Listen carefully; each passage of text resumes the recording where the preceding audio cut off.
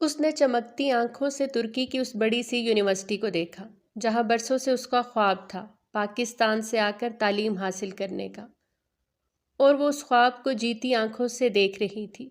اس خواب کو پورا کرنے کے لیے اس نے بابا ماما کی کتنی منتیں کی تھی، کتنا روئی تھی، تب جا کر کے اسے 19 سال کی عمر میں ایوب صاحب نے پڑھنے کے لیے بھیجا تھا۔ اب وہ یہاں آ کر بہت خوش تھی۔ اس نے تیز قدموں سے چلتے یونیورسٹی کے اندر قدم رکھا، جہاں ہر طرف مختلف ملکوں سے آئے ڈھیر سارے اسٹوڈنٹ اپنی اپنی ٹولیاں بنائے کھڑے باتوں میں مصروف نظر آئے۔ کوئی پڑھائی کر رہا تھا تو کوئی کچھ کھا رہا تھا۔ اسرا دلچسپ نگاہوں سے سب کو دیکھتی آگے بڑھی اور پرنسپل کے آفس چلی گئی، کیونکہ آج اس کا پہلا دن تھا۔ انہوں نے اسے اس کی کلاس دکھائی، اس کی کلاس میں تمام اسٹوڈنٹس اور ٹیچر سے اس کا تعارف بھی کروایا۔ اسرا آج بہت خوش تھی جب اس نے حیا نام کی اپنی کلاس میٹ سے پہلے ہی دن دوستی بھی کر لی۔ اس کا یہ پہلا دن بہت مصروف رہا۔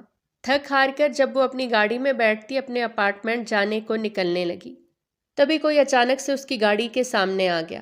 ایک زبردست ٹکر سے زوردار آواز آئی اور اسرا نے جلدی سے بریک ماری۔ صد شکر کہ گاڑی اس وقت ہلکی تھی۔ اسرا ہرن کے بچے کی طرح خوف سے کچھ منٹ بیٹھی سوچتی رہی کہ ہوا کیا ہے، پھر تیزی سے باہر آتے دیکھا تو 6 فٹ کا ایک لمبا ہینڈسم نوجوان، جس کی کتابیں اس حادثے کی وجہ سے ادھر ادھر گر گئی تھیں اور وہ خود اوندے منہ گرا اب آہستہ سے اٹھنے کی کوشش کر رہا تھا۔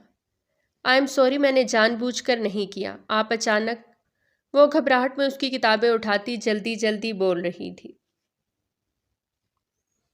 جب اچانک اس کے ہاتھ سے کتابیں جھپٹی گئیں، جس پر اس نے چونک کر بات ادھوری چھوڑتے سر اوپر اٹھا کر دیکھا تو دیکھتی ہی رہ گئی۔ گہری بڑی سیاہ آنکھیں، مغرور تیکھے نین نکوش، گندمی رنگ سیاہ گھنے خوبصورت بال، انابی ہونٹ جن کے نیچے بڑا سا تل تھا جو اس کی شخصیت کو خوبصورت بنا رہا تھا، گھنی آئی برو، وہ خوبصورتی اور وجاہت کی شاندار جیتی جاگتی مثال تھا۔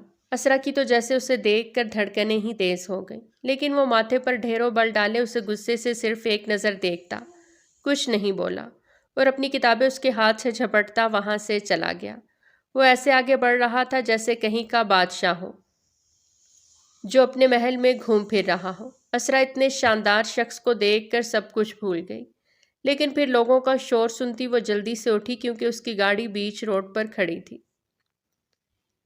گھر آنے کے بعد بھی وہ لڑکا اس کے معصوم کمسن ذہن سے نکلنے کو تیار ہی نہیں تھا۔ پتہ نہیں وہ کیوں اسے اتنی فرصت اور توجہ سے یاد کرتی جا رہی تھی۔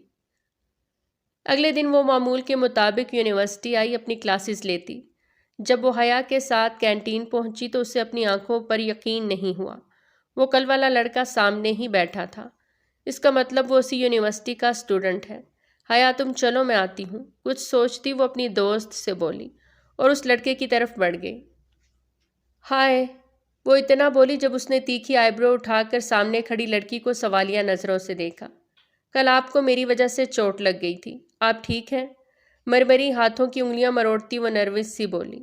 کچھ یاد آنے پر اب اس لڑکے کے چہرے پر سرد تاثرات چھا گئے۔ وہ ایک جھٹکے سے اپنی جگہ سے اٹھا۔ اسرا اس کے خود کو نظر انداز کرنے پر شرمندہ ہو گئی۔ اس نے ایسا تو کچھ نہیں کہا جس پر وہ اتنا غصے میں نظر آ رہا تھا۔ اٹس اوکے، تبھی وہ بھاری آواز میں اتنا بولا اور آگے بڑھ گیا۔ وہ انسان کیا چیز تھا؟ اسرا اس کے ہتک آمیز رویے پر دنگ کھڑی رہ گئی۔ اس نے آج تک اتنا غسیل، اکھڑ مزاج اور مغرور شخص نہیں دیکھا تھا۔ اسرا اپنا ننھا سا دل سنبھالتی جو اندر کہیں ٹوٹ سا گیا تھا، اپنی دوست کی طرف بڑھ گئی۔ کیا کرنے گئی تھی تم اس کے پاس؟ حیا کے منہ بنا کر پوچھنے پر اس نے ساری بات اسے بتا دی، سوائے اس کے کہ اس کا ننھا منا دل اسے دیکھ کر زور زور سے دھڑکتا ہے۔ یہ حیام غردیزی ہیں، ہمارے سینئر، انتہائی خود پسند اور اپنی انا کے خول میں رہنے والے، بدتمیز اور اکھڑ مزاج، روکھے انسان جو کسی سے بات کرنا تو دور، کسی کو انسان ہی نہیں سمجھتے، خاص کر صنف نازک کو۔ اس سے اگر اپنی بے عزتی نہیں کروانی تو دور رہو ورنہ بہت پچھتاؤ گی۔ یہ اس کا آخری سال ہے، پھر وہ چلا جائے گا، تمہیں تو مزید یہاں رہنا ہے، اس لیے پلیز۔ حیا اسے سمجھا رہی تھی، آگے کے خطرے سے آگاہ کر رہی تھی، لیکن وہ تھی کہ وہ تو کسی اور ہی جہاں میں نکلی ہوئی تھی۔ اس کے اگلے دن اسرا کی آنکھیں حیام کو ہر جگہ ڈھونڈ رہی تھیں۔ اس نے بالکل خاموشی سے اس کا تھوڑا بہت بایو ڈیٹا جتنا انہیں پتا تھا اسے بتا دیا۔ وہ بھی اس کی طرح دوسرے ملک سے یہاں تعلیم حاصل کرنے آیا تھا۔ پوری یونیورسٹی میں اس کا کوئی دوست نہیں تھا۔ بے حد گھمنڈی خاموش طبیعت اور مغرور ہونے کے ساتھ وہ بہت ذہین بھی تھا۔ اساتذہ میں کافی مقبول بھی تھا۔ یہ اس کا آخری سال تھا، لیکن وہ کیا کرتی؟ پہلی نظر میں وہ اس پر دل ہار بیٹھی تھی، اور اب اتنی مجبور تھی کہ اس کی آنکھوں کو حیام گردیزی کو ہر پل دیکھنے کی طلب بڑھتی جا رہی تھی۔ وہ ہر اس جگہ پہنچ جاتی جہاں وہ موجود ہوتا۔ دن یوں ہی گزرنے لگے اور اسرا کی حیام سے خاموش محبت بڑھتی ہی چلی گئی۔ حیا کو اندازہ ہو چکا تھا کہ وہ محبت میں بہت آگے نکل چکی ہے، اسے روکنا اب فضول ہے، اس لیے وہ بھی چپ ہوتی دعا کرتی کہ حیام اسے مل جائے۔ جلدی چلو حیا، وہ تقریباً بھاگ رہی تھی اور حیا اسے فالو کرتی غصے سے دیکھ رہی تھی، جو بالکل ہی پاگل ہو گئی تھی۔ لائبریری میں اندر آتی اس کے پیاسی نگاہیں اطراف کا جائزہ لیتی، اب سکون میں آ گئیں۔ پھر وہ دونوں ایک خالی نشست پر جا بیٹھیں، جہاں سے لائبریری میں اندر آنے والے اسٹوڈنٹ صاف دیکھے جا سکتے تھے۔ شکر ہے وہ ابھی تک نہیں آیا، ورنہ اسے دیکھے بنا آج میرا دن کیسے گزرتا۔ اسرا خوشی سے چہکتی حیا سے بولی، جو سر پکڑے بیٹھی تھی۔ تبھی کچھ دیر انتظار کرنے کے بعد حیا کی آواز آئی، لو آ گیا تمہارا آئس مین۔ وہ جو انتظار کی کوفت محسوس کرتی مایوسی سے سر جھکا گئی تھی۔ حیا کی پرجوش آواز پہ بے ساختہ دھڑک اٹھنے والے دل کو سنبھالتی جھٹکے سے سر اٹھا کر سامنے دیکھنے لگی۔ سیاہ ڈھیلی shirt, blue jeans, white joggers اپنی شاندار پرسنالٹی کے ساتھ فون پر بات کرتا حد درجہ بے نیازی اور نخوت زدہ انداز میں اسے نظر انداز کیے قریب سے گزر کر آگے بڑھ گیا۔ اسرا بنا پلکوں کو جھپکائے اور سانس روک کے اس کے نقشے قدم کو گھورتی رہ گئی، اور وہ جیسے خاموش طوفان کی طرح آیا تھا ویسے ہی جاتے اس کا سکون چین سب ساتھ لے گیا۔ اسرا ٹھنڈی آ لیتی آنکھیں بند کر گئی۔ دیکھو تو ذرا اس نادان کو، آگ سے کھیلنے چلی ہے۔ حیام گردیزی کی ایک جھلک دیکھنے کے لیے پاگل روز یہاں آتی ہے۔ مذاق اڑاتا لہجہ اور گونجتی ہنسی اسے چونکاتے ہوئے حواس کی دنیا میں واپس لے آئے۔ وہ تین انجان لڑکیاں جنہیں صرف اسرا نے آتے جاتے دیکھا تھا، ایک بینچ پر کچھ فاصلے سے بیٹھی اسے ہی دیکھ کر مسکرا رہی تھیں۔ اس کے حسین معصوم سے چہرے پر خجالت کی سرخی بکھرتا دیکھ حیا غصے سے اٹھی اور ان تین لڑکیوں کے سر پہ جا پہنچی۔ چلو اٹھو لڑکیوں، اس کے تو روز کے ڈرامے ہیں، پڑھنے کی چھوٹی سی عمر میں عشق کی پینگیں لڑا رہی ہے، ہمیں کیا؟ ان میں سے ایک لڑکی طنز کرتی اٹھ کھڑی ہوئی۔ شٹ اپ، تم حد سے بڑھ رہی ہو، اور ویسے بھی تم ہوتی کون ہو جو یہ سب بول رہی ہو؟ تمہیں کوئی حق نہیں ہے کسی کے پرسنل میٹر میں گھسنے کا، حیا نے سرزنش لہجے میں کہا، جس کا اس لڑکی پر کوئی اثر ہوتا دکھائی نہیں دیا۔ اچھا غلط تو نہیں کہہ رہی، جس طرح میں نے دیکھا اس طرح پوری یونیورسٹی بھی دیکھ رہی ہے کہ کیسے اسرا حدید حیام گردیزی کے پیچھے پیچھے اپنا دل لیے پھرتی ہے۔ وہ طنز سے بھرپور مسکراہٹ سے بولی، انف، اگر یہ سچ ہے بھی تو اس کا چرچا کرنے کی کیا ضرورت ہے؟ اپنا منہ بند نہیں رکھ سکتی؟ حیا عاجز آتے بولی، جبکہ وہ لڑکی مزید چمک کر بولی، چرچا نہیں کروں گی تو اس پتھر دل انسان کو کیسے پتہ چلے گا کوئی پری پیکر اس کے عشق میں گرفتار ہے؟ ہم سے تو وہ سیٹ نہ ہو سکا، 2 سال سے اسے جانتی ہوں، اس کی ہی کلاس میں ہوں، بات کرنا تو دور، دیکھتا بھی نہیں۔ وہ مغرور دیوتا، شاید وہ اس لڑکی کا خود سے محبت کا سن کر۔ شٹ اپ، حیا انگلی اٹھاتی انتہائی درشتگی سے کہتی اسے وہیں ٹوک گئی، تمہیں میری فکر میں گھلنے کی ضرورت نہیں۔ تبھی اسرا وہاں آتی نہایت آہستگی سے ضبط کرتے بولی، اچھا تو پھر تم خود اتنی ہمت کرتی اپنی خاموشی توڑتے اظہار محبت کر لو گی؟ وہ کیا ہے نا، اب اس کے جانے میں بہت کم وقت رہ گیا ہے، پھر کہاں اسے ڈھونڈتی بھٹکو گی؟ وہ لڑکی آنکھیں گھماتے ہنس کر بولی، تو پل میں اسرا کا خوبصورت چہرہ بے تحاشا شرم سے سرخ ہو گیا۔ کتنی ہی دیر وہ اس کی آنکھوں میں آنکھیں ڈالے غصے سے دیکھتی رہی، پھر آنچ دیتے لہجے میں بولی، اگر ضرورت پڑی تو اسرا حدید اپنی محبت کا اظہار ٹنکے کی چوٹ پہ کرے گی، ڈرے گی نہیں، کیونکہ اس نے حیام سے محبت کی ہے، گناہ نہیں، اور تم جیسے لوگ صرف دیکھیں گے۔ وہ اپنی بات مکمل کرنے کے ساتھ حیا کو لیتی وہاں سے چلی گئی، جبکہ وہ لڑکی زہر خند مسکراہٹ لیے اسے دیکھتی رہ گئی۔ حیام گردیزی دہکتا ہوا لوہا ہے، اس کا دل بے حس پتھر کا ٹکڑا، تم سر پٹک پٹک کے رہ جاؤ گی اسرا، لیکن اس کے جذبوں کو زندہ نہیں کر سکو گی۔ تمہاری محبت اس دنیا میں یتیم ہی رہے گی۔ وہ بالوں کو جھٹکتی بولی۔ وہ جب یونیورسٹی سے نکلی تو اس کا موڈ سخت آف تھا۔ پارکنگ سے گاڑی نکالتی جب وہ روڈ پر آئی تو ایک طرف اس کی جاتی نظریں بری طرح چونکی۔ حیام گردیزی ہاتھ میں پکڑی فائلز لیے بس اسٹاپ پہ کھڑا گھڑی میں ٹائم دیکھتا، شاید سواری کا انتظار کر رہا تھا۔ وہ دور سے اس پہ پڑتی پہلی نگاہ میں اسے پہچان گئی تھی، کیونکہ وہ اسرا تھی جس کی دھڑکنوں میں اس مغرور دیوتا کا نام بسا تھا۔ جب اگلے ہی لمحے بے اختیار اس کا پاؤں بریک پر گیا، مدھم رفتار میں چلتی گاڑی کچھ جھٹکوں سے عین اس کے سامنے جا کر رک گئی۔ آپ نے مجھے پہچانا؟ میں اسرا ہوں، آئے میں آپ کو ڈراپ کر دیتی ہوں۔ چہرے پر دوستانہ مسکراہٹ لیے وہ خوش اخلاقی سے بولی۔ وہ چونک کے اسے ایک نظر عمر سے نیچے تک دیکھنے لگا، پھر اسپاٹ چہرہ لیے چند قدم اس سے پیچھے ہٹنے کے بعد وہ ایسے اس سے رخ پھیر کے کھڑا ہو گیا جیسے وہاں اسرا جیسی خوبصورت نازک اندام لڑکی کی جگہ کوئی خرانٹ عمر رسیدہ عورت نے لے لی ہو۔ وہ اس کے ایسے خود کو نظر انداز کرنے پر شرمندہ اور خجالت کے احساس سے کچھ پل کے لیے بول ہی نہ سکی۔ پھر خود کو سنبھال کر کمپوز کرتے ہوئے بہت جذب سے بولی، حیام میں آپ سے کہہ رہی ہوں، شاید آپ کو غلط فہمی۔ میں جانتا ہوں کہ آپ مجھ سے ہی مخاطب ہیں، اس کے باوجود میں آپ کو اگنور کر رہا ہوں۔ آپ کو سمجھ نہیں آتی کہ میں آپ سے بات ہی نہیں کرنا چاہتا۔ مجھے آپ کی لفٹ کی کوئی ضرورت نہیں۔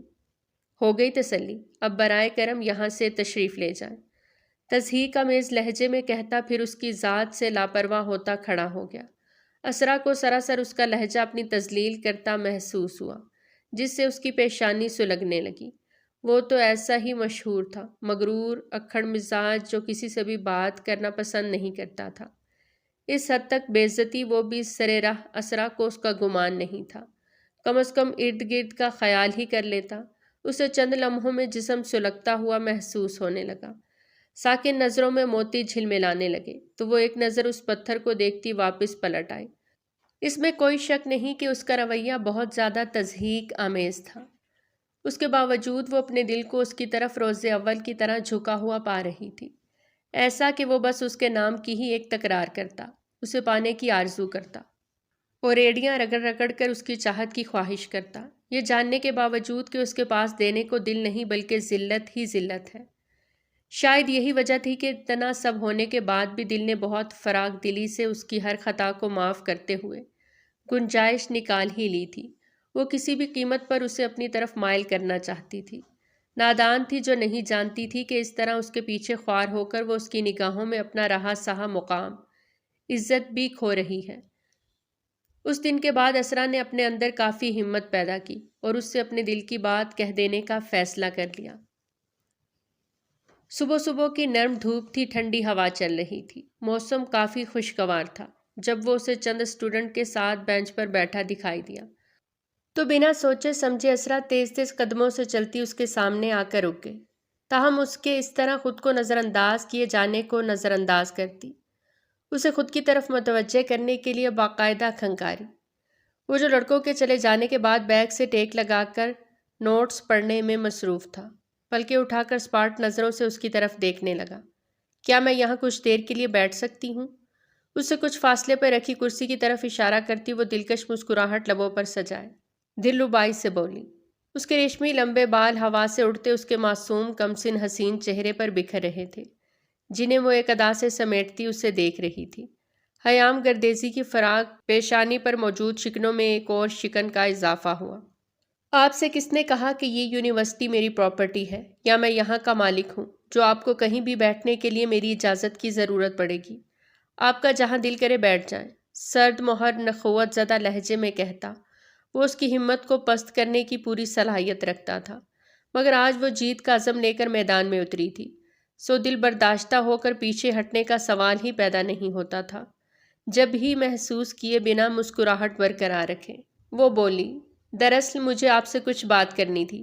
اپنی جگہ پر بیٹھتی وہ ایک بار پھر سے اس کی توجہ کی طلبگار ہوئی، جو پتھر مار جواب دے کر اپنے کام میں مصروف ہو گیا۔ اسرا کو اس پل اس کے ہاتھ میں پکڑی فائل سے بہت زیادہ جلن محسوس ہوئی۔ حیام نے اس کی بات کا جواب نہ دیا، نہ ہی نگاہ اٹھا کر دیکھنے کی زحمت گوارا کی۔ یہ نظر اندازی اسرا کو اندر تک آگ لگا گئی۔ محنت سے کی گئی تیاری غارت ہوتی نظر آئی۔ وہ تو خود سے عہد کر کے آئی تھی کہ آج حیام گردیزی کو چاروں شانے چت کر دے گی۔ اس نے ٹھنڈی سانس بھری۔ فی الحال اتنا کافی تھا کہ اس کے قریب آ کر بیٹھنے پر وہ وہاں سے اٹھا نہیں تھا۔ آپ جانتے ہیں حیام کہ آپ کی یونیورسٹی کی پڑھائی اختتام کی طرف ہے، مطلب کہ یہ آپ کا لاسٹ ایئر ہے۔ ایگزام کے بعد آپ شاید یہاں سے جائیں۔ اس کے بعد آپ کے کیا ارادے ہیں؟ بہت ہمت کرتے اس نے بات کا آغاز کیا۔ محترمہ، آپ کو یاد دلا دوں، آپ کچھ زیادہ ہی پرسنل ہو رہی ہیں۔ پرتپش چٹکتا ہوا لہجہ عجیب سا طنز سموئے ہوئے تھا۔ اسرا کی رنگت پل بھر کو سفید پڑی۔ لب کچل کر اس نے خود کو نروس ہونے سے بچایا، پھر تھوک نگل کر ایک بار پھر خود میں ہمت مجتمع کرتے بولی، ہو سکتا ہے آنے والے وقتوں میں ہمارے بیچ پرسنل سٹاپ اٹ۔ وہ دبی دبی آواز میں چیختا اسے انگلی اٹھا کر وارن کر گیا۔ آپ کو یہاں بیٹھنا ہے تو بیٹھے، ورنہ جائیں میرے پاس سے۔ فضول باتوں کا جواب دینے کا بالکل وقت نہیں ہے میرے پاس۔ انتہائی درشتگی وہ موبائل کی جانب متوجہ ہو گیا، جہاں یقیناً اس کی اسکرین پر کوئی میسج آیا تھا، جبکہ اسرا تپے چہرے سے اسے دیکھتی رہ گئی۔ اس سے قبل ایسا کب ہوا تھا کہ اسرا حدید نے کسی سے بات کی ہو اور آگے سے اسے جھڑک دیا گیا ہو؟ وہ تو بات بھی اپنی مرضی سے کرتی تھی۔ اور یہ حیام کیا تھا جسے اس کی حد سے بڑی خوبصورتی اور کم عمری بھی چونکا نہ سکی، جبکہ اس کے پیچھے تو ایک دنیا دیوانی تھی۔ اگر وہ حیام کے سامنے جھکی تھی تو خالی کیسے لوٹ جاتی؟ وہ اسے پانا چاہتی تھی، حاصل کرنا چاہتی تھی۔ اگر وہ اسے نہ ملتا تو وہ چھیننا بھی جانتی تھی۔ اس لیے حیام کا ہتک آمیز رویہ مزید برداشت کرنا اب اسے بالکل گوارا نہ تھا۔ تبھی لب بھینچتے ہوئے اس نے ہاتھ بڑھا کر تقریباً فون اس کے ہاتھ سے جھپٹ لیا۔ اس حقیر سے فون میں تمہیں مجھ سے زیادہ دلچسپی محسوس ہو رہی ہے، جو تم مجھے ایسے اگنور کر رہے ہو؟ وہ جیسے بھڑک کر کہتی موبائل بند کرتے واپس اس کے ہاتھ میں پٹک گئی۔ حیام، جو اس کی اس حد درجہ جرأت اور بے باکی پر ابھی تک ششدر تھا، جیسے ایک دم شدید توہین کے احساس سے بے قابو سا ہو گیا۔ یہ کیا بدتمیزی ہے؟ تمہیں تمیز نہیں کہ کسی کے ساتھ اس طرح کی گھٹیا حرکت کرنے سے انسان اپنی وقت کھو دیتا ہے؟ تعلیم شعور دیتی ہے، لیکن لگتا ہے وہ تمہیں چھو کر بھی نہیں گزری۔ موبائل واپس جیب میں ڈالتا وہ گرایا۔ تم میری بات سن نہیں رہے تھے، میری بات کا جواب نہیں دے رہے تھے، اس لیے مجھے غصہ آ گیا۔ اس کا ضبط بھی جیسے یہیں تک تھا، تبھی بدلے میں دبے دبے لفظوں میں چیخی تھی۔ حیام، جو پلٹ کر اپنی کتابیں سمیٹ رہا تھا، کہ یکدم اس کی جانب متوجہ ہوا۔ اے مس، میں تمہیں جانتا تک نہیں۔ یہ تم کس لہجے میں مجھ سے بات کر رہی ہو؟ تمہیں کس نے حق دیا؟ بولو۔ کتنا اشتعال بھرا ہوا تھا اس کے سرد پتھریلے لہجے میں، مگر اس پر جیسے ذرا اثر نہ ہوا۔ جب بھی اس کی سلگتی بھڑکتی آنکھوں میں بے خوفی سے آنکھیں گاڑے بولی، حق تم چاہو تو حق مل سکتا ہے۔ بے ربط سرکشی لیے لہجہ اور بے قابو ہوتی سانسیں حیام گردیزی کو بری طرح سے چونکنے اور اسے دیکھنے پر مجبور کر گئیں۔ تم کیوں نہیں سمجھتے حیام کہ میں تم سے بے حد محبت کرنے لگی ہوں، ایسی محبت جو آج سے پہلے کبھی تم سے کسی نے نہیں کی ہوگی۔ کیا تمہارے برف سے سرد جذبوں کو میری محبت کی حدت پگھلاتی نہیں ہے؟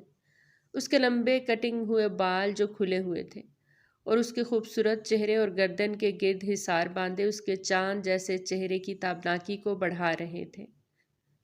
ہلکے گلابی رنگ کے جدید اسٹائلش لباس میں وہ کمسن لڑکی کسی نازک کھلتی گلاب کی کلی سا نکھرا روپ لیے ہوئے تھی۔ اسرا نے اس کی نگاہوں کو اٹھتے اور خود پر ٹھہرتے محسوس کیا تو دل دھک سے رہ گیا، جب اچانک اس کا دل مرجھا گیا، کیونکہ ان نگاہوں سے نکلتی تپش نے اس سے یہ احساس جلد ہی کروا دیا تھا کہ اس نے ضرور کچھ غلط کہہ دیا ہے، کچھ ایسا جو اسے نہیں کہنا چاہیے تھا۔ کیا تھا ان نگاہوں میں؟ تعصب، ناپسندیدگی، حقارت، یا پھر افسوس، جن کا مفہوم سمجھتی وہ اندر سے ریتلی دیوار کی مانند گرتی چلی گئی۔ اسے شدت سے احساس ہوا وہ جیتنے سے پہلے ہی بری طرح شکست کھا چکی ہے۔ اس کی سوچ کے بخیے حیام گردیزی کی آگ برساتی آواز نے ادھیڑ کے رکھ دیے۔ مجھے بہت افسوس ہو رہا ہے تمہارے ماں باپ پر، جو اس وقت اپنے گھر میں بالکل انجان یہ سوچے بیٹھے ہیں کہ ان کی چھوٹی پیاری سی شہزادی تعلیم حاصل کر کے ان کا نام روشن کرے گی۔ ویسے کیا عمر ہوگی تمہاری؟ یہی کوئی 18 سال؟ کیا عشق و عاشقی کے لیے آئی تھی اتنی دور؟ تم جیسی لڑکیاں محبت تو کیا اس قابل بھی نہیں ہوتی کہ ان کی عزت کی جائے، کیونکہ تم عزت کروانا ہی نہیں جانتی۔ حیام گردیزی تم جیسی لڑکیوں پر تھوکنا بھی پسند نہیں کرتا۔ اپنی عمر دیکھو، چلی ہے محبت کرنے۔ میں تمہاری اس محبت پر لعنت بھیجتا ہوں۔ جاؤ اور جا کر تعلیم پر توجہ دو، سمجھی؟ وہ اپنی بات مکمل کرتا وہاں رکا نہیں تھا، پھر کچھ یاد آنے پر رکا اور پلٹ کر اس کے دھواں ہوتے چہرے پر تمسخرانہ نگاہ ڈالتے بولا، ایک بات اور، حیام گردیزی کی زندگی میں تم جیسی لڑکی کی قطعی کوئی گنجائش نہیں۔ آئندہ میرا راستہ روکنے یا مجھ سے مخاطب ہونے کی کوشش کی تو میں اس سے برا پیش آؤں گا، انڈرسٹینڈ؟ وہ آنکھیں نکال کر گرایا اور پھر لمبے لمبے ڈگ پھرتا وہاں سے چلا گیا۔ اسرا کسی ٹوٹی ہوئی شاخ کی طرح گرتی ہاتھوں سے چہرہ ڈھانپ گئی۔ حیام کچھ دنوں میں اس بات کو بھول بھال گیا۔ معمول کی طرح وہ آج کلاس اٹینڈ کرتا الگ تھلگ گوشے میں بیٹھا تھا، جب کوئی خاموشی سے اس کے پاس آ کر بیٹھا۔ اس نے چونک کے سر اٹھایا تو اسے ایک بار پھر سامنے دیکھ کر اس کا میٹر گھوم گیا، اس سے پہلے کہ وہ کچھ کہتا، جب اسرا نے ہاتھ اٹھا کر اسے خاموش رہنے کو کہا۔ میں آج تم سے محبت کا اظہار کرنے نہیں آئی، بلکہ تمہارا شکریہ ادا کرنے آئی ہوں کہ تم نے اپنے اندر کا صفاک انسان جو مجھے دکھایا، اس سے مجھے احساس ہوا کہ تم میری سچی خالص اور پاکیزہ محبت کے کبھی لائق تھے ہی نہیں۔ میں پچھلے 8 ماہ سے جس انسان کے پیچھے دل لیے خوار ہوتی رہی، در حقیقت وہ اندر سے کوئی جذبات احساسات رکھتا ہی نہیں تھا۔ میرا جرم اتنا بڑا تو تھا نہیں جتنی ذلت اور رسوائی تم نے مجھے دی ہے۔ کیا محبت کرنا اتنا بڑا گناہ ہے؟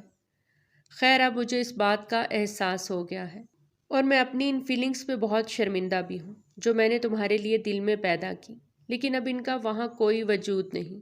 میں واپس جا رہی ہوں اور ایک بات تمہیں بتا کر جانا چاہتی ہوں کہ اسرا حدید کے دل میں جو تمہارا مقام تھا وہ تم کھو چکے۔ یہ کہتی وہ آہستہ سے اٹھی اور وہاں سے ہمیشہ ہمیشہ کے لیے چلی گئی۔ حیام کتنے ہی پل سن اپنی جگہ پر بیٹھا کا بیٹھا ہی رہ گیا۔ وہ کمسن لڑکی جس کی آنکھوں میں آج اس نے ٹوٹے ہوئے ستارے دیکھے تھے، وہ اندر ہی اندر اسے مجرم ہونے کا احساس دلانے لگے۔ وہ اس کی ذات کو نہیں روندنا چاہتا تھا، لیکن وہ یہ بھی نہیں چاہتا تھا کہ وہ چھوٹی پیاری سی لڑکی ان فضول سی چیزوں میں پڑھ کر اپنا مستقبل تباہ کرے۔ وہ بس یہ چاہتا تھا کہ اس کے سخت الفاظ اسے اپنی طرف بڑھنے سے روک دیں، لیکن اب تو وہ چلی گئی تھی۔ حیام بے اختیار اٹھتا اس کے پیچھے گیا۔ وہ اس سے معافی مانگ کر اپنے ضمیر کے بوجھ کو ہلکا کرنا چاہتا تھا، لیکن اب بہت دیر ہو چکی تھی۔ پاکستان واپس آنے کے بعد بھی اسرا کے لبوں پر لگے خاموشی کے قفل نہ ٹوٹے۔ اتنی تذلیل، ایسی تحقیر کا تصور بھی اس کی زندگی میں نہ تھا جو حیام نے اسے دیا تھا۔ غلطی بے شک اسی کی تھی، اس کے باوجود اسے ایسا لگتا تھا کہ جیسے حیام نے اس کے ساتھ زیادتی کی ہو۔ وہ آج تک اپنا بکھرا وجود سمیٹ نہیں پائی تھی۔ تکلیف دہ یادیں اس کے ذہن میں مسکن بنا کر بیٹھ گئیں، اور پھر اسی ذہنی خلش میں 4 سال بیت گئے۔ اس نے پاکستان واپس آ کر اپنی تعلیم مکمل کی اور ایک ہاسپٹل میں بطور ڈاکٹر جاب کرنے لگی۔ وہ راؤنڈ پر تھی جب اسے گھر سے فون آنے لگا۔ فون اٹھاتے اس نے سلام دعا کی۔ اسرا میری جان، اس بار تم آئی نہیں۔ گھر میں تمہیں کتنا یاد کر رہی تھی، تمہارے بابا بھی پریشان ہو رہے تھے۔ وہ اس کی ماں تھی جنہوں نے اس کے اندر آئی اس تبدیلی کو شدت سے محسوس کیا تھا۔ کئی بار پوچھنے پر اسرا کے پاس انہیں تسلی دینے کے لیے کوئی الفاظ نہیں تھے۔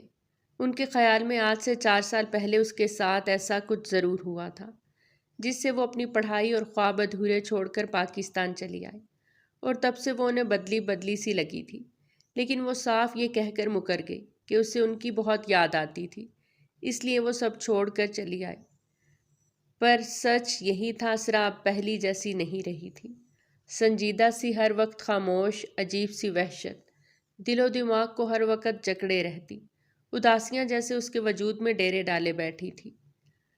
امی اس بار میں بہت زیادہ مصروف تھی، اس لیے نہیں آ سکی، وہ آہستگی سے بولی۔ بیٹا اسی ہفتے واپس آ جاؤ، لندن سے تمہاری پھپھو آ رہی ہیں۔ اتنے سالوں بعد یہ رشتے بہت نازک ہوتے ہیں، میں نہیں چاہتی وہ یہاں آ کر ہمارے بارے میں منفی سوچ رکھیں۔ اپنی ماما کے کہنے پر وہ بات مانتی۔ ہفتے کی رات ہی گھر پہنچ گئی، جسے دیکھ اس کی ماں اور والد بہت خوش تھے۔ اچھا کیا میری بچی تو آ گئی، تیری پھپھو بھی 1-2 دن میں پہنچ جائیں گی، اور ہو سکتا ہے وہ اس مرتبہ تمہارے بابا سے شادی کی بات کریں۔ شادی؟ کس کی شادی؟ وہ جو کمرے میں سکون سے بیٹھی ماں سے باتیں کر رہی تھی، چونکتی ہوئی بولی۔ تمہاری شادی کی بات؟ اور کس کی؟ جب تم پیدا ہوئی تھی انہوں نے تبھی تمہارا ہاتھ اپنے بڑے بیٹے کے لیے مانگ لیا تھا۔ وہ تفصیل بتانے لگی، جبکہ اسرا کو زبردست قسم کا جھٹکا لگا۔ اس کی ساکن اکھیوں میں نمی سی آ گئی۔ پتہ نہیں میں کبھی حیام گردیزی اور اس سے ملنے والی تذلیل کو بھلا پاؤں گی بھی یا نہیں، اور وہ شخص وہ کیسا ہوگا، کیا میں اسے قبول کر سکوں گی؟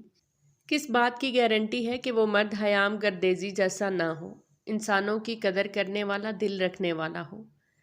رد کیے جانے کا اور تذلیل کا خوف اس قدر اس کے دل و دماغ میں پنجے گاڑے بیٹھ گیا تھا کہ وہ ڈرنے لگی تھی ہر انسان سے۔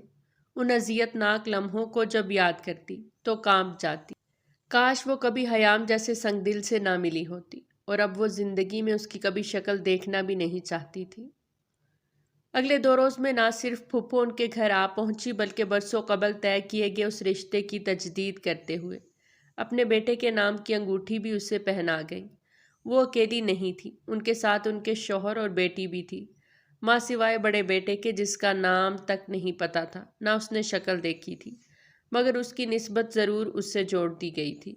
منگنی کی رسم ادا کرنے کے بعد اس کے نکاح اور شادی کی ڈیٹ بھی فکس کر دی گئی۔ نکاح شادی سے 1 ماہ پہلے طے ہونے پایا، کیونکہ لڑکے کا ایک اہم پروجیکٹ پر کام چل رہا تھا۔ اس کے بعد ہی شادی ہونی تھی۔ اس نے جب سنا تو اندر تک سناٹے پھیل گئے۔ اسرا نے سخت احتجاجی نظروں سے ماں کے خوشی سے چمکتے چہرے کو دیکھا، مگر وہ تو انجان پھپھو سے ہنس ہنس کر باتیں کر رہی تھی۔ رات جب وہ ان کے کمرے میں آئی تو ان سے الجھ گئی۔ اگلے ہفتے نکاح اور پھر 1 ماہ بعد شادی؟ اتنی جلدی کس بات کی ہے؟ میں نے تو ہاسپٹل میں بھی خبر نہیں کی، کیا میں کہیں بھاگی جا رہی تھی؟ بات کے اختتام تک اس کا گلا بھرا گیا۔ تب ماں اٹھتی محبت سے اسے گلے لگا گئی۔ دل چھوٹا نہیں کرو میری جان، پھپھو اور ان کی فیملی کو تمہاری جاب سے کوئی اعتراض نہیں ہوگا، تم اپنی جاب جاری رکھ سکتی ہو یہیں قریب میں، آرام سے ہاسپٹل میں خبر کر دینا، ابھی وقت ہے۔ وہ خود بہت پڑھا لکھا اور سمجھدار انسان ہے، اتنی تو ڈگریاں ہیں اس کے پاس، ظاہری بات ہے اس نے بیوی بھی اپنے لیے قابل ہی پسند کی۔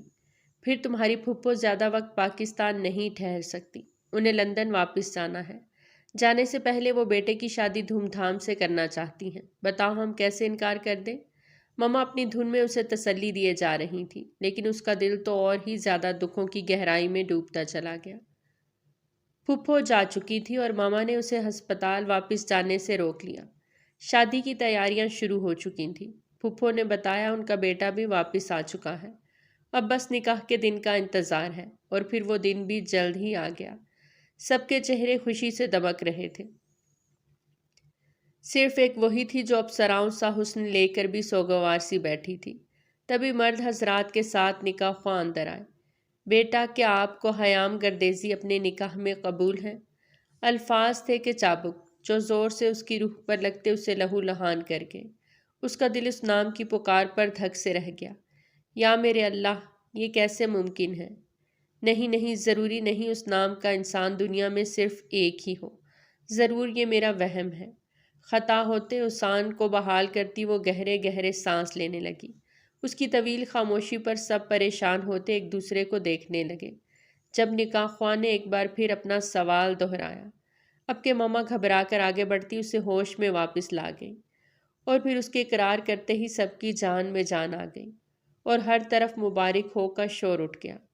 اسے لا کر آہستہ سے حیام کے برابر بٹھایا گیا۔ کانپتا نازک وجود، تیز مدھم ہوتی سانسیں اور عجیب وسوسے لیے وہ اب اس کے برابر میں بیٹھی تھی۔ دل کی خلش کو دور کرنے کے لیے جیسے ہی اس نے جھکا ہوا سر ذرا سا اٹھا کے اس کی طرف دیکھا تو زمین و آسمان اس کی نگاہوں میں گھوم کے رہ گئے۔ وائٹ شاندار کرتے میں دراز قامت اور تمام تر مردانہ وجاہتوں سے حیام گردیزی اس کے برابر بیٹھا تھا۔ ساکت نظریں لیے فق ہوتے چہرے سے وہ برف کا مجسم بنی۔ اسے دیکھتی ہی رہ گئی۔ اس کی نظریں اور دیکھنے کے انداز نے برابر بیٹھے انسان کو اپنی طرف دیکھنے پر مجبور کر دیا۔ وہ ایک پل کو ٹھٹکا، پھر اس کی اجنبی اور غیر نگاہ میں اگلے ہی پل حیرت امڑ آئے۔ اب دونوں ایک دوسرے کو بنا پلکے جھپکے لگاتار دیکھ رہے تھے۔ جان پہچان کے مراحل طے کرتے ہی دونوں چہرے جامد ہو گئے۔ بہت مبارک ہو بیٹا، ان سے ملو، یہ ہے تمہاری پیاری سی بیوی ڈاکٹر اسرا، اور اسرا یہ ہے میرا بیٹا، آپ کے ہسبینڈ۔ پھپھو ان دونوں کے دھواں ہوتے چہرے کو دیکھتی آپس میں ان کا تعارف کروا رہی تھی۔ اسرا کی ٹوٹتی بکھرتی دھڑکنیں قدرت کے اس قیامت خیز اتفاق کو پا کر جیسے بالکل ہی ڈوب گئیں۔ اس نے بے اختیار سہارے کے لیے کرسی کو تھام لیا۔ اسے زور کے چکر آنے لگے۔ تبھی پھپھو پریشان ہوتی سب کو بلا گئی۔ پھر اسے اس کے کمرے میں پہنچا دیا گیا، جبکہ حیام لب بھینچے نیچے ہی بیٹھا رہا۔ جہاں حیام اسرا کو اتنے سالوں بعد یوں اچانک اپنی آنکھوں کے سامنے بیوی کے روپ میں دیکھتا شوق تھا، وہیں اسرا نہیں جانتی تھی کہ حیام نے اسے کس دل سے بیوی اور اس رشتے کو قبول کیا ہوگا۔ لیکن اتنا وہ جانتی تھی کہ وہ حیام گردیزی کو ہرگز اپنی زندگی میں قبول نہیں کرے گی۔ وہ تو زندگی میں کبھی اس کا سامنا ہو جانے کے خیال تک سے خائف تھی۔ کجا عمر بھر کا ساتھ۔ اگلے کچھ دن حیام گردیزی کی جانب سے کسی رسپانس کا انتظار کرتے۔ اس نے کانٹوں پر بسر کیے تھے۔ اسے پورا یقین تھا حیام اس سے شادی کرنے پر اور اسے اپنی بیوی کی صورت قبول کرنے پر کبھی راضی نہیں ہوگا۔ وہ اسے بہت جلد طلاق کا پروانہ جاری کر دے گا، مگر ادھر سے ہنوز اس کی توقع کے برعکس خاموشی ہی چھائی رہی، جو اس کا دل دہلائے دے رہی تھی۔ اسی انتظار میں اس کا مزید ایک ہفتہ ضائع ہو گیا۔ اب وہ خود اپنے طور پر فیصلہ کر لینا چاہتی تھی۔ حیام گردیزی کے ساتھ اس بندھن کو باندھنے کا مطلب تھا زندگی بھر کی ذلت و رسوائی اس کے حصے میں آنا، جو اسے مر کر بھی گوارا نہ تھا۔ کسی کو بھی کچھ کہنے سے پہلے اس نے بہت سوچ کر فیصلہ کیا اور اس کے آفس چلی آئی بات کرنے کے لیے۔ کیا میں حیام گردیزی سے مل سکتی ہوں؟ جب وہ ریسیپشن پہ بیٹھی لڑکی سے بولی۔ میم آپ کون ہیں؟ جب وہ لڑکی الٹا اس سے سوال کر گئی۔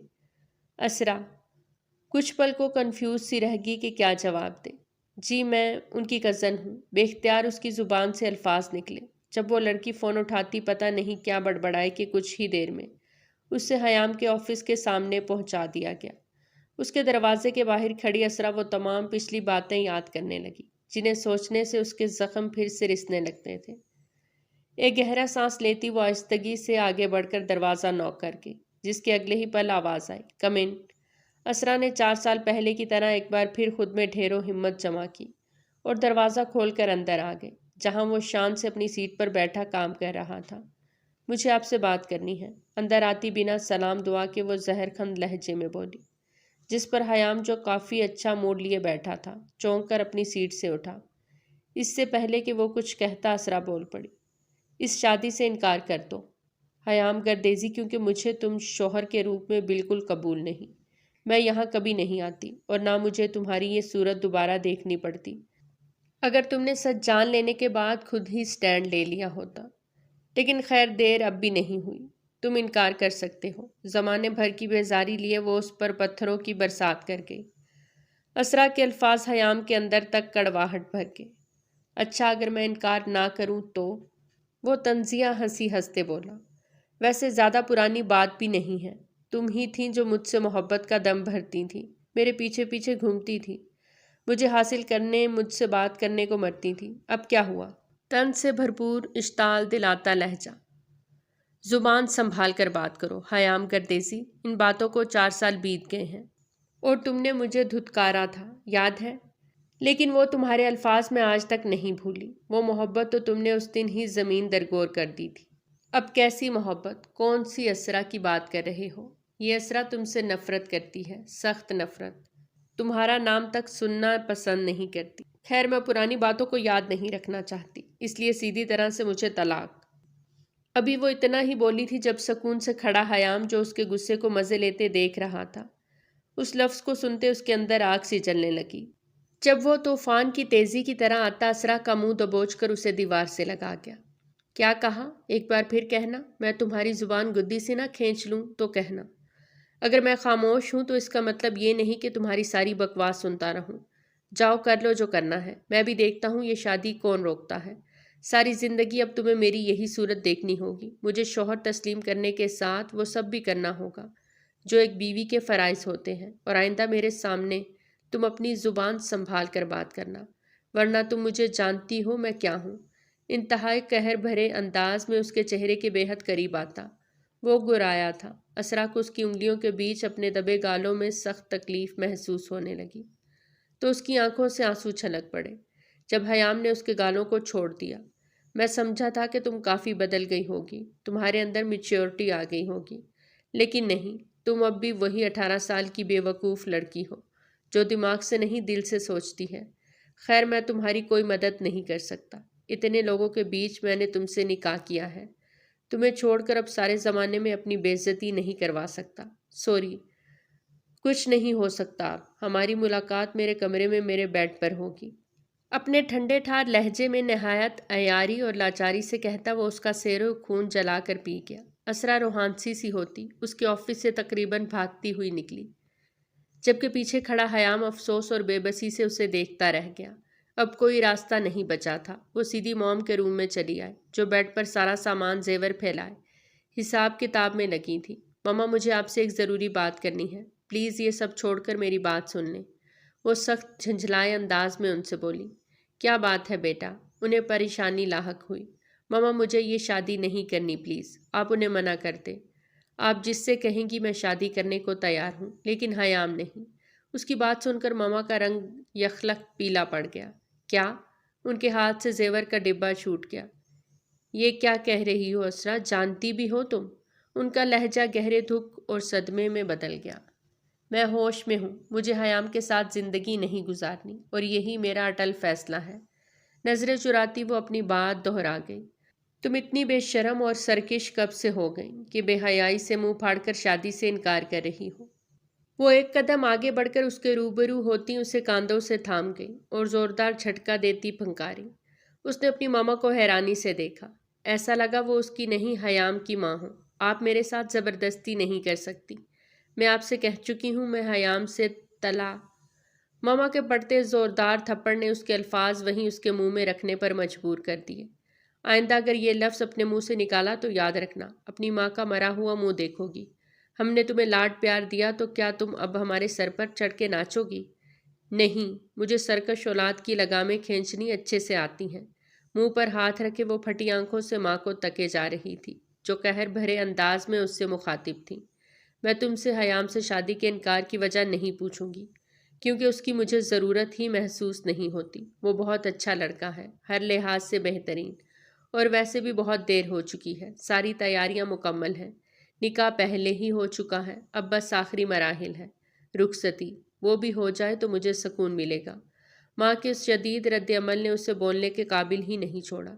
وہ کتنی ہی دیر خشک آنکھوں سے انہیں دیکھتی رہی۔ اس کے اندر جوارے اٹھ رہے تھے۔ تبھی مفلوج ہوتے ذہن اور شکست خوردہ قدموں سے وہ واپس اپنے کمرے میں آ گئی۔ اس کا دل کیا کہ وہ یہاں سے بھاگ جائے، لیکن ماں باپ کی عزت کے خیال سے وہ یہ بھی نہیں کر سکتی تھی۔ اس نے تھک کر بیڈ پر گرتے آنکھیں موند لی۔ دلہن کے لباس میں سجی سنوری وہ اوپر سے اتری کوئی حور لگ رہی تھی۔ اعصاب شدید تناؤ کا شکار ہوتے چیخ رہے تھے، لیکن وہ لب بھنچے بیٹھی رہی۔ کوئی فائدہ نہیں تھا اس کے اب کچھ کہنے کا، اور پھر اسی ذہنی دباؤ میں تمام رسومات کی چپ چاپ ادائیگی ہوتی دیکھ وہ رخصت ہو کر حیام کے سنگ چلی آئی، جب اس کی نند نے کچھ دیر میں اسے اس کے روم میں پہنچا دیا۔ حیام نے نرم گرم سے جذبات لیے جیسے ہی روم کے اندر قدم رکھا تو نظر غیر ارادی طور پر بیڈ پر موجود وجود سے الجھ گئی، اور اگلے ہی لمحے اس کے اعصاب کو دھچکا برداشت کرنا پڑا۔ روایتی دلہن کے روپ کی بجائے وہ سادہ لباس میں صاف چہرہ لیے بہت نارمل انداز میں بیڈ پر بیٹھی تھی۔ اسرا کی یہ حرکت بہت شدت سے حیام کو اپنی توہین لگی۔ جی چاہا سیدھا جا کر وہ تھپڑ لگائے کہ دماغ درست ہو جائے۔ سمجھتی کیا تھی وہ خود کو؟ پھر وہ خود پر ضبط کے پہرے لگاتا اگلی نگاہ اس پر ڈالے بنا معمول کی مصروفیات میں مگن ہو گیا۔ باتھ لے کر سلیپنگ گاؤن پہنا اور بال بنانے کے بعد بیڈ پر آیا ہی تھا جب اسرا فوراً بیڈ سے اتری۔ حیام جو اب تک ضبط کیے ہوئے تھا اس کی تاؤ دلاتی اس حرکت پر تل ملا کے اٹھا۔ اس سے پہلے کہ وہ اس کی پہنچ سے دور ہوتی، حیام نے دبوچنے کے انداز میں اس کی کلائی پکڑ کر اسے جھٹکے سے اپنی طرف کھینچا۔ جس سے وہ بیڈ پر بیٹھے حیام کی باہوں میں جا گری۔ یہ کیا بدتمیزی ہے، چھوڑے مجھے۔ اس کے حواس اس کا ساتھ چھوڑ رہے تھے جب وہ اس کی مضبوط گرفت میں چھٹپٹائی۔ اگر یہی سوال میں تم سے کروں تو؟ وہ پھنکار کر بولا تو اسرا کی آنکھیں خوف و ہراس سے پھیل گئیں۔ کیا بدتمیزی کی ہے میں نے؟ وہ کانپتی آواز میں بولی، جب حیام اچانک اسے بیڈ پر گراتا اسے تیش دلا رہا تھا۔ وہ خوف سے پیچھے ہٹنے کی کوشش کرنے لگی، جب بھی وہ اس کے نازک وجود کو ایک بازو کے حصار میں جکڑ کر مزید قریب آتے بولا، اس ڈرامے بازی کی وجہ بتا دو مجھے۔ میری شکل بدل گئی ہے یا آج کل تمہیں کسی اور سے عشق ہو گیا ہے؟ اس کا کٹیلا لہجہ کسی خنجر کی مانند بے دردی سے اس کے رگ و جان کو کاٹتا چلا گیا، جب بھی وہ زخمی ناگن کی طرح بل کھاتی ہوئی چیخی، دور ہٹو مجھ سے کم ظرف انسان، میں تمہارا منہ توڑ دوں گی۔ عشق تو تم سے ہی کیا تھا اور آخری کیا۔ مجھے کیا معلوم تھا تم اس کی اتنی بڑی سزا دو گے کہ میری ذات کو ہی توڑ پھوڑ کے رکھ دو گے۔ کس منہ سے عشق کی بات کرتے ہو؟ اس نے صرف کہا نہیں بلکہ غصے میں بے قابو ہوتے اس کے کشادہ سینے کو نوچ گئی۔ حیام نے اسے قابو کرنے کے لیے اس کی دونوں کلائیاں اپنی گرفت میں قید کر لیں۔ اس کی سانسیں تھونکنے کی مانند تیز چل رہی تھیں۔ وہ آہستہ سے ہنسا۔ کبھی کبھی انسان کو جو تذلیل محسوس ہو رہی ہوتی ہے اصل میں وہ اس کی بھلائی ہوتی ہے، لیکن تم یہ بات نہیں سمجھو گی۔ تمہیں تو یہی لگتا ہے کہ میں نے تمہارے ساتھ غلط کیا، اور آج جو حرکت تم نے کی وہ… حیام کو کوئی شوق نہیں تمہارے قریب آنے کی۔ جب تمہارے دل میں میرے لیے اب کوئی فیلنگز رہی ہی نہیں تو کچھ کہنے سننے کا کیا فائدہ، کیونکہ تم نے وہی دیکھنا اور سننا ہے جو تمہارا دل کہتا ہے۔ وہ آہستہ سے کہتا پھر جھکا اور اس کے ماتھے پر عقیدت سے اپنے لب رکھتا، اس سے دور ہوا اور کروٹ لے کر لیٹ گیا۔ اسرا کی تو جیسے سانسیں ہی رک گئیں۔ اس نے زور سے آنکھیں بند کر لی، لیکن یہ کیا، وہ اتنی آرام سے پیچھے ہٹ گیا تھا، اور سب سے بڑھ کر اس کا اتنا نرم لہجہ جسے وہ پہلی بار سن رہی تھی۔ یہ اسے وہ حیام نہیں لگا جس سے وہ ترکی میں ملی تھی۔ وہ جھٹکے سے اٹھی اور بیڈ کے ایک سائڈ پر جا کر لیٹ گئی۔ اس نے آئینے میں نظر آتے اپنے عکس کو چھلکتی آنکھوں سے دیکھا۔ اسے اب سمجھ آیا تھا کہ کیوں حیام نے اس سے شادی سے انکار نہیں کیا۔ وہ ساری زندگی اسے اپنے ساتھ رکھ کر لمحہ لمحہ اسے ذلیل کر کے وہ اپنی اسرا سے نفرت کا بدلہ اس طرح لینا چاہتا تھا کہ اس سے مخاطب ہونا تو دور اب وہ اس کی طرف دیکھ بھی نہیں رہا تھا۔ تم ابھی تک تیار نہیں ہوئی؟ وہ سوچو کے بھون میں گم بیٹھی تھی جب پھپھو کی آواز پر ہڑبڑا کے سیدھی ہوئی۔ کیا ہوا بیٹا، ایسے کیوں بیٹھی ہو؟ اٹھو، تیار ہو، میں نے ٹیبل پر ناشتہ لگا دیا ہے۔ اس کی الجھی ہوئی نہ فہم نگاہوں کو پڑھ کر پھپھو نے اپنی بات دہرائی، جس پر وہ سر جھکا گئی۔ پھر انہوں نے ہی اسے تیار ہونے میں مدد کی۔ لال رنگ کے خوبصورت سوٹ میں تیار ہوئی۔ وہ اتنی پیاری لگ رہی تھی کہ پھپھو نے آگے بڑھ کر اس کا ماتھا چوم لیا۔ تبھی حیام واش روم کا دروازہ کھولتا باہر آیا۔ پیشانی پر بکھرے بالوں کو تولیے سے رگڑتا وہ پھپھو کے کسی بات پر مسکرا رہا تھا۔ وجاہتوں کا شاہکار، سوبر ڈیسنٹ سا دکھنے والا حیام، جسے وہ یونیورسٹی میں ملی تھی اور محبت جیسی غلطی کر بیٹھی تھی۔ وہ نظر بھر اسے دیکھنے لگی، جس نے پلٹ کر اس کی طرف دیکھا تک نہیں تھا۔ کاش اس شخص کا دل بھی اس کے چہرے کی مانند اجلا ہوتا۔ کاش کہ اس کے سینے میں بھی اسرا کی فیلنگز کو محسوس کرنے جیسا کوئی احساس ہوتا۔ ہزاروں تشنہ خواہشوں کے سنگ ایک یہ خواہش بھی سسک اٹھی۔ ولیمے کی تقریب نہایت شاندار اور ہنگامہ انگیز رہی۔ اسرا وائٹ برائڈل لباس میں اپنے سوگوار حسن کے ساتھ کل سے کہیں بڑھ کر دلکش نظر آ رہی تھی۔ حیام کی بے اختیار اٹھنے والی ہر نگاہ اس پر ٹھہر سی جاتی۔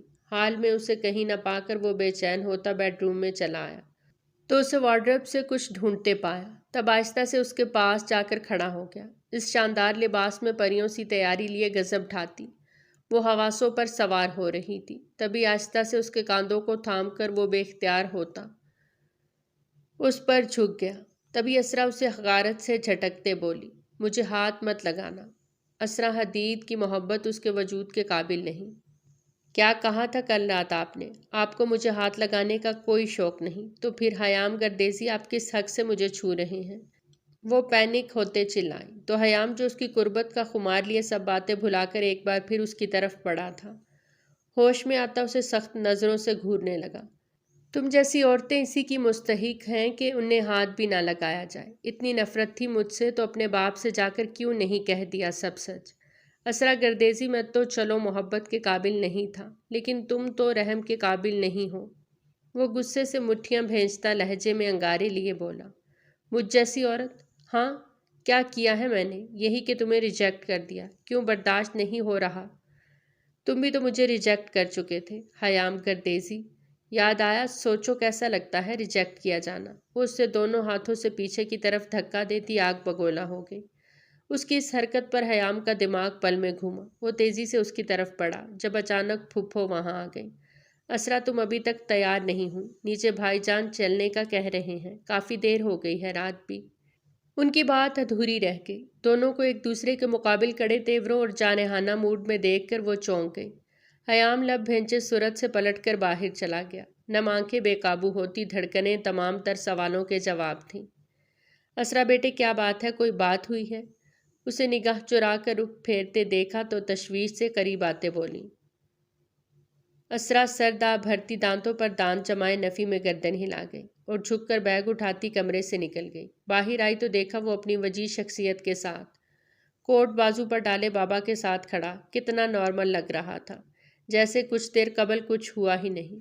اس کی ذات کو مکمل اگنور کرتی وہ جا کر گاڑی میں بیٹھ گئی۔ بابا نے گاڑی سٹارٹ کی تو حیام نے ایک خاموش نظر اس کے کٹیلے چہرے پر ڈالی۔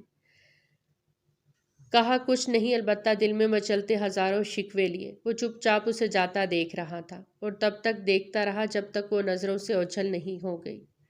اسے یہاں آئے 1 ہفتہ ہو چکا تھا، لیکن اس کا نہ تو کوئی فون آیا نہ ہی کوئی میسج۔ وہ تو جیسے بھول ہی بیٹھا تھا کہ اس کی کچھ دن پہلے شادی ہوئی ہے اور ایک بیوی بھی ہے۔ اسرا اس کی بے حسی دیکھ کر تنہائی میں پھوٹ پھوٹ کے رو دی۔ پھپھو اور باقی سب کا فون آیا سوائے اس کے، جو سب سے لاتعلق ہو کر بیٹھا تھا۔ اس احساس سے اس کے اندر دور دور تک سناٹے پھیل گئے۔ وہ اتنی خاموش ہو گئی کہ ماما بابا کوئی بات کرتے تو وہ ہوں ہاں میں جواب دیتی۔ بڑھتے دنوں کے ساتھ وہ حیام کی جانب سے بالکل ہی مایوس ہو چکی تھی۔ ایسی بے رنگ اور بے کیف زندگی اس کا مقدر بنے گی، اس نے کبھی تصور بھی نہیں کیا تھا۔ اسرا میری جان، یہ کیا حالت بنائے رکھتی ہو؟ شکن آلود لباس، بکھرے بال، تم ایسی تو نہ تھی؟ آخر شادی کو چند دن ہی تو ہوئے ہیں، نہ کہیں باہر گئی نہ کوئی شاپنگ۔ چہرہ بھی پہلے سے بہت مرجھا گیا ہے۔ نئی نویلی دلہنیں ایسی تو نہیں ہوتی۔ انہیں جھنجھلاہٹ ہونے لگی، تبھی وہ پوچھ بیٹھی، جبکہ وہ سر جھکائے اداس بیٹھی تھی۔ اسرا میں جانتی ہوں تم خوش نہیں ہو، لیکن حیام بہت اچھا لڑکا ہے۔ اگر تم دونوں ایک دوسرے کو سمجھو تو زندگی کی گاڑی بہت آرام سے ہنسی خوشی چل سکتی ہے۔ بیٹا، اگر مرد میں کوئی برائی ہے وہ خود مائل نہ ہوتا ہو تو عورت کو تو اپنے اندر لچک پیدا کرنی پڑتی ہے۔ اچھے کپڑے پہنو، بنو سمرو، اسے ادائیں دکھاؤ، وہ ضرور تمہاری طرف کھنچا چلا آئے گا۔ وہ پیار سے بولی۔ پلیز اسٹاپ اٹ ماما، میں کوئی 2 نمبر عورت نہیں جو انہیں اپنی طرف راغب کرنے کے لیے 3rd کلاس حرکتیں کرتی پھروں۔ شوہر ہے وہ، بیوی کے کیا احساس جذبات ہوتے ہیں انہیں بھی تو معلوم ہونا چاہیے۔ سب سے بڑھ کر اس رشتے کی بنیاد ہی عزت، محبت اور یقین پر ہوتی ہے ماما۔ ان میں سے ایک بھی چلا جائے تو محبت دم توڑ دیتی ہے۔ اس کا ضبط جواب دے گیا تو وہ پھٹ پڑی۔ میں تو بس یہی سمجھانے کی کوشش کر رہی تھی میری جان کہ تم اس کی بیوی ہو۔ یہ اس کا حق ہے کہ تم یہ سب اس کے لیے کرو۔ یقین کرنے کے لیے وقت چاہیے ہوتا ہے۔ محبت تو اسی دن ہو جاتی ہے جب مرد اور عورت ایک دوسرے کو نکاح میں قبول کرتے ہیں۔ اور رہی بات عزت کی تو حیام تو اچھا بچہ ہے، سب سے عزت سے پیش آتا ہے۔ کیا وہ تمہاری عزت نہیں کرتا؟ ماما اس کی آنکھوں میں آنسو جھلملاتے دیکھ دکھ سے بولی۔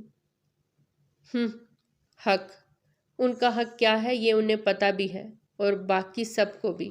میرے حقوق کیا ہیں اس کے متعلق کسی کو پرواہ نہیں۔ رہی بات عزت کی تو آپ رہ نہیں دیں، آپ کو کچھ نہیں پتہ۔ اب کی بار وہ بلک اٹھی اور ان کے سینے سے لگتی شدت سے روئی تو وہ بدحواس ہو گئی۔ نہیں میری جان، اتنی جلدی ہار نہیں مانتے، تم تو میری باہمت بیٹی ہو۔ ابھی تو سفر شروع ہوا ہے، ایسے میں اگر تم ٹوٹ گئیں تو پھر کیسے اس دنیا کا مقابلہ کرو گی؟ وہ اس کا ہاتھ تھامے لبوں سے لگا گئی، جب اسرا خاموشی سے ان کے شانے پر سر رکھتی آنکھیں موند گئی۔ حدید جلدی آئیں، دیکھیں اسرا کو کیا ہو گیا ہے۔ وہ اپنی آنکھیں نہیں کھول رہی۔ ماما گھبرا کر باہر آتے بولی۔ جب بابا یکلخت اٹھ کر ان کے پیچھے بھاگ کر آئے تو دیکھا وہ پیلا زرد رنگ لیے بے ہوش پڑی تھی۔ انہوں نے جھک کر اس کے گالوں کو تھپکتے اسے آوازیں دیں جو بے سود رہیں۔ تبھی وہ اسے گود میں اٹھاتے باہر گاڑی کی طرف بھاگے۔ وہ اس وقت اندر ڈاکٹر کی زیر نگرانی تھی، اس کا چیک اپ کیا جا رہا تھا، جب حیام اور پھپھو وغیرہ اس کی حالت کا سن کر بھاگتے چلے۔ مامو جان کیسی ہے اسرا؟ ڈاکٹر نے کیا کہا؟ ایام بےتابی سے بولا۔ اس کے چہرے سے پریشانی صاف چھلک رہی تھی۔ ابھی کچھ نہیں پتا، ڈاکٹر اسے لے کر اندر چیک اپ کے لیے گئے ہیں، بابا جان نم آواز میں بولے، جبکہ ماما بس روئے جا رہی تھیں۔ پھپھو انہیں تسلی دے رہی تھی۔ آپ پریشان مت ہوں، سب ٹھیک ہو جائے گا، میں بات کرتا ہوں ڈاکٹر سے، بابا سے کہتا وہ اندر چلا آیا۔ ڈاکٹر، وہ میری وائف، اب کیسی طبیعت ہے ان کی؟ وہ ٹھیک تو ہے؟ اسے اندر آتا دیکھ ڈاکٹر اس کے پاس آتے بولے، جبکہ اس نے ایک نظر آنکھیں بند کیے اس کے سفید چہرے کو دھڑکتے دل سے دیکھا۔ دیکھیں، مجھے لگتا ہے وہ کچھ دنوں سے کسی ذہنی دباؤ کا شکار ہے۔ ہم نے انہیں دوائیاں دے دی ہیں، باقی ہوش میں آنے پر کوشش کریں کہ انہیں پھر کسی ایسی بات سے تکلیف نہ ہو جو ان کے ذہن کو متاثر کرے۔ باقی سب ٹھیک ہے، وہ جلد ہوش میں آ جائیں گی تو آپ ان سے مل سکتے ہیں۔ ڈاکٹر یہ کہتا وہاں سے چلا گیا، جبکہ حیام پیچھے گمسم چہرہ لیے کھڑا اسے دور سے تکتا رہا۔ اسے پورے 4 گھنٹے بعد ہوش آیا تھا، جب نگاہوں کے ارتکاز کو محسوس کرتے اسرا نے آہستگی سے پلکوں کی جھالر اٹھائی تو سامنے ہی اس نے اپنے پاس بیٹھے اس انسان کو بہت فرصت سے اپنا جائزہ لیتے دیکھا۔ بلیک ڈریس پینٹ اور وائٹ شرٹ میں اپنی تمام تر مردانہ وجاہت کے ساتھ وہ اسے نظروں کا دھوکہ محسوس ہوا۔ اسرا کا دل زور سے دھڑک اٹھا۔ دل کو سنبھالتی وہ پھر سے آنکھیں بند کر گئی۔ اسرا نے بند پلکوں کے پیچھے بھی ان گرم لو دیتی نگاہوں کا مرکز خود کو ہی پایا تو بے اختیار اس کی آنکھوں کی سطح گیلی ہوتی چلی گئی۔ ایام نے زور سے اپنے لب کاٹے۔ اسرا، کیا اتنا میں برا ہوں کہ اب تم مجھے دیکھنا بھی گوارا نہیں کر رہی؟ آنکھوں کی نمی پلکوں کی دہلیز پھیلان کر گالوں پر اتر آئی تو ایام نے بہت محبت سے انہیں اپنی پوروں پر چن لیا۔ تم نے ہی تو کہا تھا کہ میں تمہاری محبت کے قابل نہیں، میں تمہاری عزت نہیں کرتا۔ اب تم مجھ سے محبت نہیں نفرت کرتی ہو۔ میں اپنا مقام کھو چکا ہوں، تو پھر یہ سب کیا ہے؟ میں نے تو تمہیں آزاد کر دیا تھا، تم اپنی مرضی سے خوشباش زندگی گزار سکتی تھی، کیونکہ تم میری شکل دیکھنا نہیں چاہتی تھی۔ پھر اس ذہنی خلش کی وجہ وہ اس کی بند پلکوں کو دیکھتا ملائمت سے کہہ رہا تھا۔ اس کے لہجے سے کہیں بھی ظاہر نہیں تھا کہ وہ طنز کرتا۔ پہلا والا ایام ہو، تم صرف 18 سال کی تھی۔ کیا اس وقت میں تمہارا بڑھایا ہوا ہاتھ تھام کر تمہیں جھوٹی رنگینیوں سے روشناس کرواتا تو یہ صحیح تھا؟ یا پھر یہ کہ میں نے تمہارا اس وقت دل توڑ کر تمہیں شیطان کے شر سے بچایا؟ میں نے اس وقت صرف تمہاری بھلائی کے لیے وہ سب کیا، لیکن باخدا میرا ارادہ تمہارا دل توڑنا نہیں تھا۔ تمہارے جانے کے بعد مجھے احساس ہوا کہ میں نے تمہارے ساتھ بہت غلط کیا۔ مجھے تم سے معافی مانگنی چاہیے تھی، لیکن تب تک بہت دیر ہو چکی تھی۔ تم جا چکی تھی۔ میں نے تمہیں بہت تلاش کیا، لیکن تم نہیں ملی۔ اسرا بمشکل اس کے احساسات سے بھرے الفاظوں کو سن پا رہی تھی۔ وہ جیسے ابھی تک غیر یقینی کے حصار میں تھی۔ اور قدرت کا انصاف دیکھو، تم مجھے تب ملی جب تم میرے نکاح میں تھی، میری شریک حیات بن کر۔ اس سے بڑھ کر حسین تحفہ میرے لیے اور کیا ہو سکتا تھا؟ میں بہت خوش تھا۔ میں نے شدت سے اپنے اس دن کا انتظار کرنا شروع کر دیا جب تم میری ہمیشہ ہمیشہ کے لیے بن جاتی، لیکن اس سے پہلے ہی تم نے سب برباد کر دیا۔ تم نے نادان محبت کو جائز محبت پر فوقیت دی۔ تم نے یہ کیوں نہیں سوچا کہ میں اس شادی سے کیوں انکار کرتا، جبکہ تم میری محرم ہو، نہ کہ وہ 18 سال کی نادان لڑکی؟ اور صرف اتنا نہیں، تم نے ہر بار میرے بڑھتے قدموں کو اپنی پرانی غلطیوں کی وجہ سے روکا، اتنا کہ پھر میری بھی بس ہو گئی۔ لیکن اس کا مطلب یہ نہیں کہ ایام اسرا سے محبت نہیں کرتا۔ لیکن اب تم جو چاہو گی وہی ہوگا اسرا۔ لیکن اب میں ہار گیا ہوں۔ تمہاری یہ بڑھتی بدگمانیاں ہمارے رشتے کو کھا جائیں گی۔ اس کی آواز بوجھل سرگوشی میں بدلی تو اسرا نے جھٹ سے آنکھیں کھولتے اسے دیکھا، جس پر وہ مسکرا دیا اور آہستہ سے لب اس کے ماتھے پر رکھ گیا۔ اتنا کرنا تھا کہ وہ خوشی سے اس کے لوٹ آنے پر سسک سسک کے رو پڑی، اور وہ محبت سے اس کے سارے درد دور کرتا رہا۔ اللہ نے غم کی اندھیری رات کے بعد خوشیوں کا سورج طلوع کر دیا تھا۔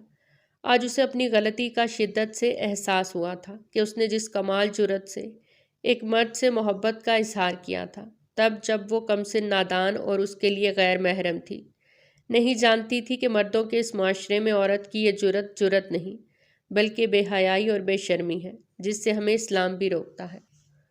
تو پیارے ریڈرز، آج کی کہانی تھی یہیں تک۔ کیسی لگی آپ کو ہماری آج کی کہانی؟ کمنٹ سیکشن میں اپنی قیمتی آراء کا اظہار ضرور کریں۔